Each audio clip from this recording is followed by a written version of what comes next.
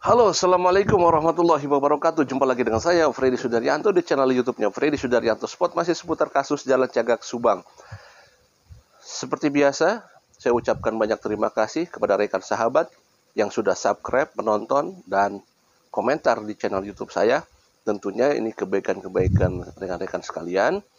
Saya baru bisa dan hanya bisa mendoakan semoga kebaikan yang selama ini dibalas oleh Allah Subhanahu wa taala dengan rezeki yang banyak, berlimpah, barokah, dan keluarganya dalam keadaan sehat. Amin ya robbal alamin. Kita doakan juga saudara-saudara kita yang sedang ditimpa musibah, yang sedang sakit. Semoga Allah mengangkat musibahnya selalu, dan almarhumah Ibu Tuti dan Amelia dalam keadaan husnul khotimah. Amin ya robbal alamin. Kita support terus kepolisian Indonesia, juga kepolisian Jawa Barat pada khususnya. Semoga bisa mengungkap kasus Subang ini. Baik, saya akan coba juga membahas pernyataannya Pak Rohman ya di channel YouTube-nya Koin 1077 yang jelas-jelas menyatakan untuk mengenai perpindahan Yoris, bahwa tidak ada obrolan, tidak ada kesepakatan, tiba-tiba Kang Yoris mencabut sendiri kuasa hukum dari Pak Rohman Hidayat, dan itu memang dibilang oleh Pak Rohman Hidayat itu sah-sah saja karena memang itu hak daripada klien. Nah, dibilangnya bahwa Kang Yoris mau netral. Tanggapan dari Pak Rohman sendiri bahwa mengatakan netral dari mana, sedangkan awalnya menuduh Pak Yosep, kemudian setelah itu menuduhnya Danu ya. Nah, kemudian daripada itu, inilah yang dimaksud, apa yang dimaksud dengan netral tersebut.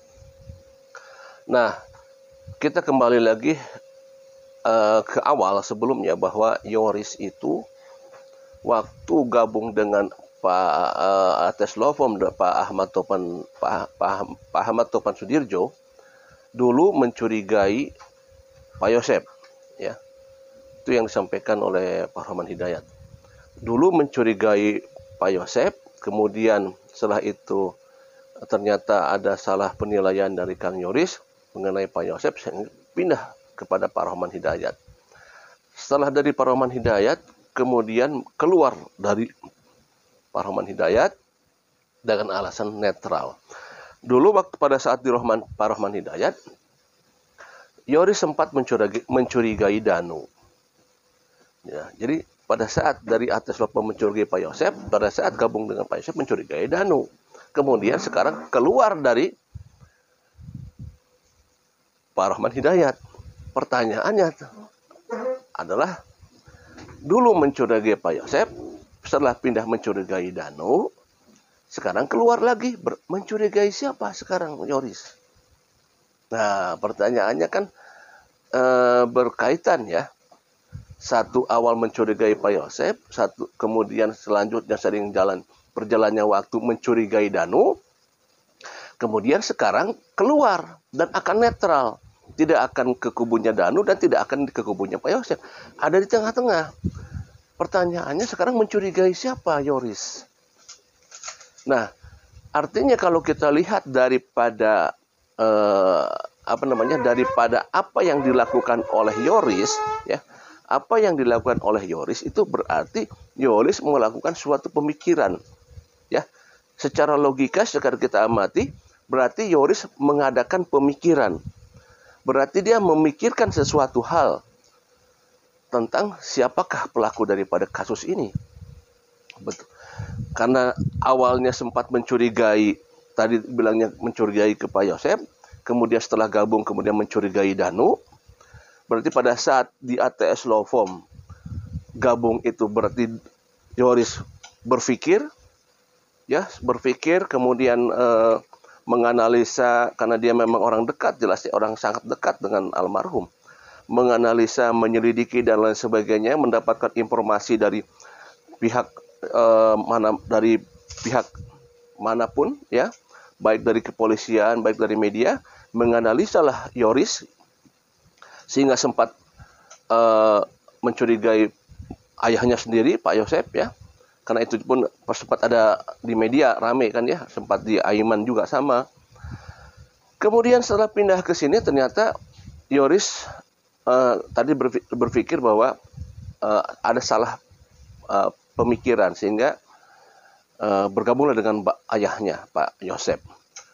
Kemudian dari sudah gabung itu mencurigai Danu. Nah, artinya ada pemikiran lagi dari Yoris untuk dia mengolah lagi pemikirannya, menganalisa lagi, ya, mencurigai Danu. Nah, sekarang keluar dari Pak Yosep, ada pemikiran apa lagi yang ada di pemikiran Yoris? Kan itu pertanyaannya ya, apa yang sekarang yang dipikirkan oleh Yoris? Mari kita lihat. Satu adalah ada apa dengan Yoris sehingga keluar dari Pak Rohman Hidayat. Kalau kita lihat pernyataannya Pak Rohman Hidayat di salah satu channel yaitu di Koin 1077, itu begitu tegas, begitu lantang disampaikan oleh Pak Rohman Hidayat mengenai Yoris, perpindahan Yoris dari dirinya. Begitu keras dan lantang disampaikan oleh Pak Rohman Hidayat ya. Kita dengar dulu nih percakapan ininya dengan Pak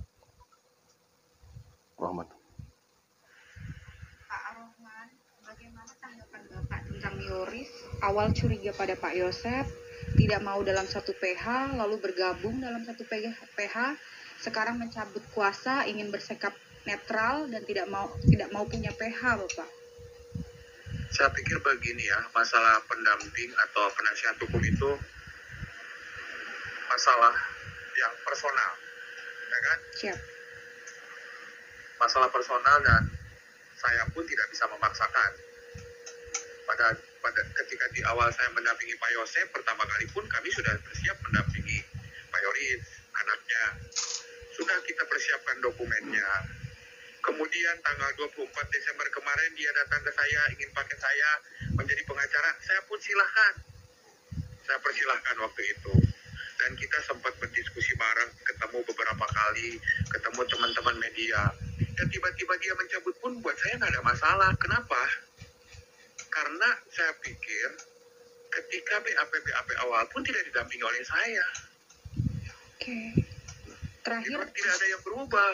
Jadi terakhir pun tidak ada BAP yang saya dampingi. Baik, Bapak. Gitu. Jadi apapun keterangan dia hari ini adalah keterangan dia yang tidak ada pengaruhnya, meskipun saya dampingi hari ini. Gitu kan? Nah, saya juga mempertanyakan sikap netral seperti apa yang mesti dia lakukan. Gitu. Di awal dia mencurigai Pak Yosep. Ketika kemudian bergabung dengan kita, dia mencurigai Danu dan keluarganya. Sekarang mau netral dari sisi mananya? Siap. Kami tidak pernah bicara, kami tidak pernah ngobrol, tiba-tiba kami dicabut. Ya sudah, itu kan hak pribadi dan kami pun tiba-tiba waktu itu tidak meminta dia jadi klien saya. Bapak dia tidak sendiri yang mau. Oh, Pak Yoris sendiri yang mau ya, Pak ya? Iya, pada saat 24 Desember 2021, dia datang ke saya difasilitasi Pak Kades. Siap. Bahwa pengacara akan dicabut kan, bahwa saya sudah tidak memakai Pak Ahmad Taufan. Siap. Dia bilang kayak gitu. Dan mau bergabung dengan Pak Yosep. Saya itu selama ini salah, punya pandangan yang salah dengan Pak Yosep. Itu dia sampaikan pada saat kita ketemu tanggal 24 Desember. Baik, Bapak. Siap. Gitu. Siap. Jadi saya pikir buat Pak Yosep sendiri tidak ada pengaruh. Buat saya sendiri, buat perkara ini tidak ada pengaruh. Ujung-ujungnya yang menilai keterangan itu bukan kami, polisi. Ya, itu tegas sekali dari Pak Rohman Hidayat mengenai perpindahan Kang Yoris. Kembali lagi adalah pertanyaannya, Yoris mencurigai siapa sekarang? Apakah ada yang curigai apa tidak? Ataukah apa yang membuat Yoris sehingga keluar memutuskan untuk netral keluar dari Pak Rohman Hidayat? Saya katakan bahwa tidak ada asap kalau tidak ada api, tidak ada sesuatu kalau ada sesuatu yang membuat keinginan Yoris untuk keluar. Kalau kita lihat di status-statusnya Kang Yoris, sempat muncul adanya diskriminalisasi terhadap Yoris pada saat Yoris mau mencoba mengawali membangun yayasan kembali. Ada orang-orang yang coba menggoyang Kang Yoris, kalau saya ambil kesimpulan seperti itu ya, dari status Yoris.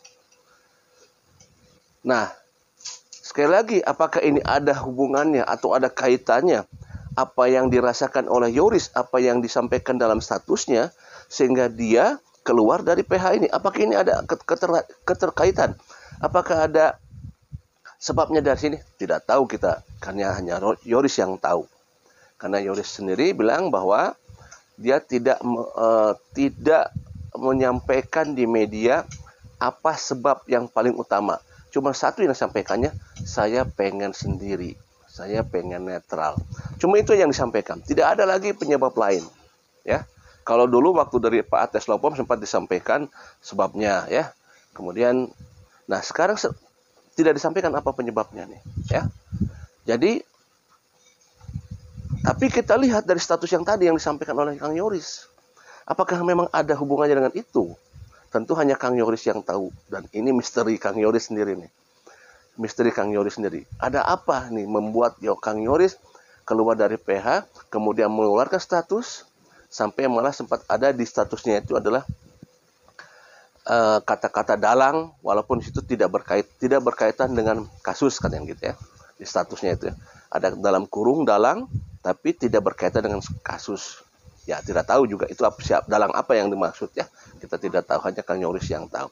Tetapi kalau kesimpulan daripada status itu adalah kegundahan, kegalauan yang dirasakan oleh Kang Yoris pada saat mau mencoba mengelola yayasan kembali. Ada apa ini semua?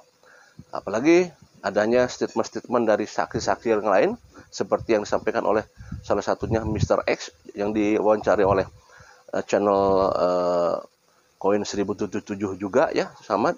Itu pun mulai seperti apa? Seperti ada ke arah-arah ke Kang Yoris ya, karena dibahas di sana. Oke. Jadi kesimpulannya adalah, pertanyaan saya adalah, Yoris mencurigai siapa? Misteri. Assalamualaikum warahmatullahi wabarakatuh.